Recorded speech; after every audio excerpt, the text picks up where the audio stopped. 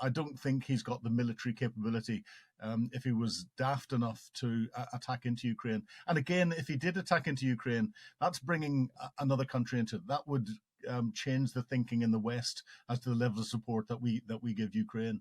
And I think it would take a lot of the caveats that are being put on weapon systems and everything else away almost immediately. Putin will know that. There's been a build-up of troops, weapons, military equipment on the border with Belarus.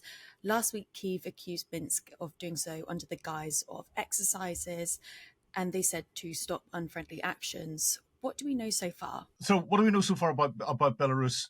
They've moved, according to Ukrainian intelligence and some commentary that's come out of Belarus, they've moved about a third of their military capability down onto the border with Ukraine. They're saying a planned series of exercises, but it's understood that there are some of the rump of the old Wagner forces, the Russian Wagner forces, deployed with them. And slightly worryingly, a lot of the Belarus equipment has suddenly had tactical signs, this big white B painted on the side of them, which would suggest that they are preparing for some form of operation. Now, this is almost certainly psychological. Belarus does not have the capability to attack into Ukraine and provide sustained military operations. And it's been watched very, very closely, not just by the Ukrainians, but by the West.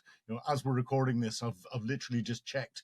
There is a British intelligence gathering aircraft in the area able to monitor what's going on inside Belarus. And there's a Swedish intelligence gathering aircraft as well in the air, monitoring very closely what's going on around the area. So we've got good eyes on it.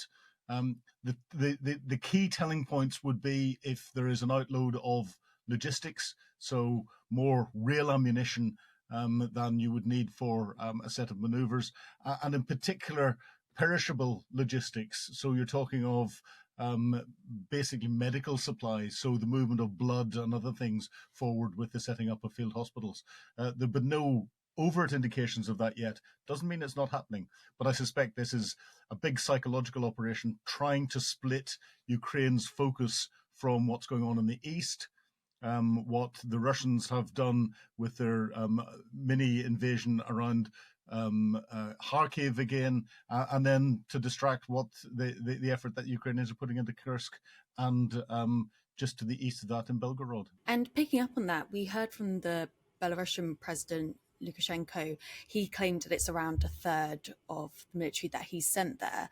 On the other hand, from an assessment paired by Belarusian opposition, they suggest that it's only around 1,000, a much smaller number than what he's claiming.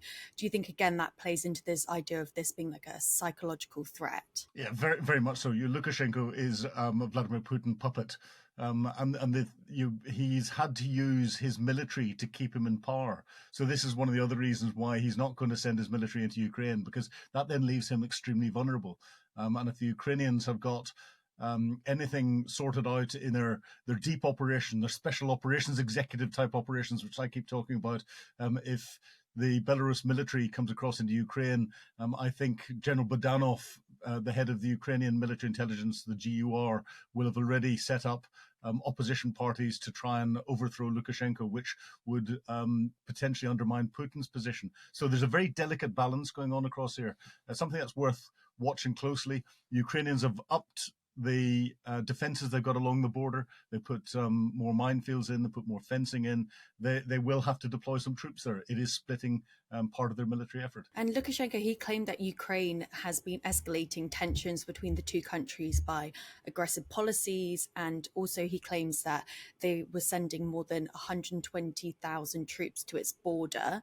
Ukraine denies these claims. Do we have any evidence to support Lukashenko's claims here? None whatsoever. The Ukrainians have increased their defences along the border. They will keep a number of troops there. What that number is, I don't know, but it's a very, very long piece of border. So 120,000 sounds a lot of troops. Given the extent of the border, it's not. It's a drop in the ocean. So Lukashenko, again, being Putin's puppet, will turn anything and try and spin it in a way to suggest that there's aggression. He's done this the whole way through since Putin's special military operation that was only supposed to last 10 days started over 900. We're getting up to sort of 930 odd days fairly soon.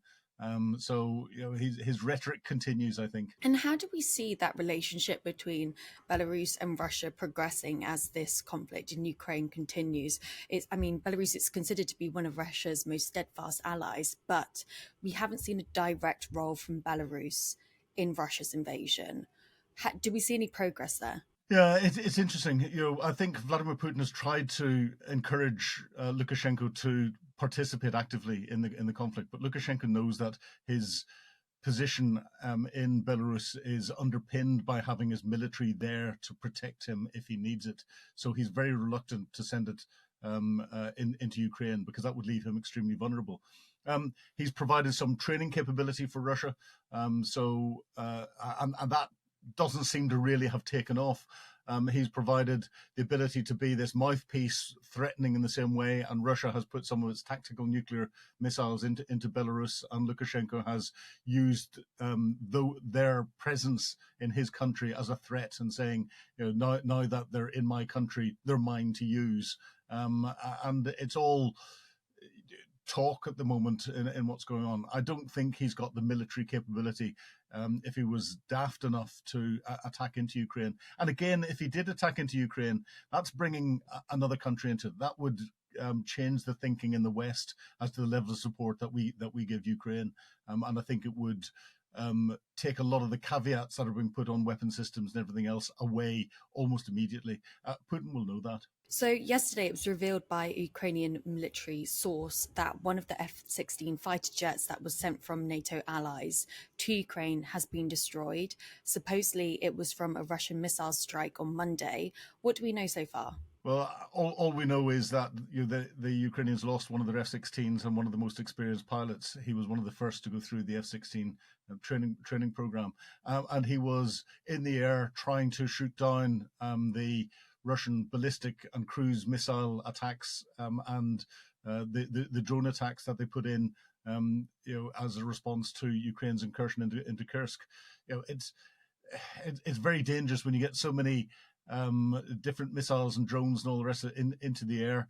The F-16s in combat in Ukraine are relatively new, so the pilots are getting used to them.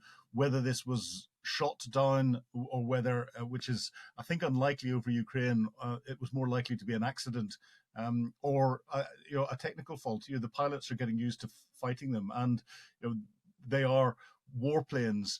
They are fighting in an aggressive area where there are things flying at them that are very dangerous. And unfortunately, like any piece of military equipment, it is vulnerable. And the Ukrainians have sadly lost one of their best pilots. Aircraft can be replaced. Pilots are more difficult. Could we see this backfiring on Ukraine in any ways? We've heard Zelensky asking for F-16 fighter jets for a really long time from NATO allies. And as you just mentioned, the Russian missile strike, it killed one of their most experienced fighter pilots. Do we see potentially NATO allies feeling the cost of sending this aid to Ukraine outweighing the reward of sending this equipment?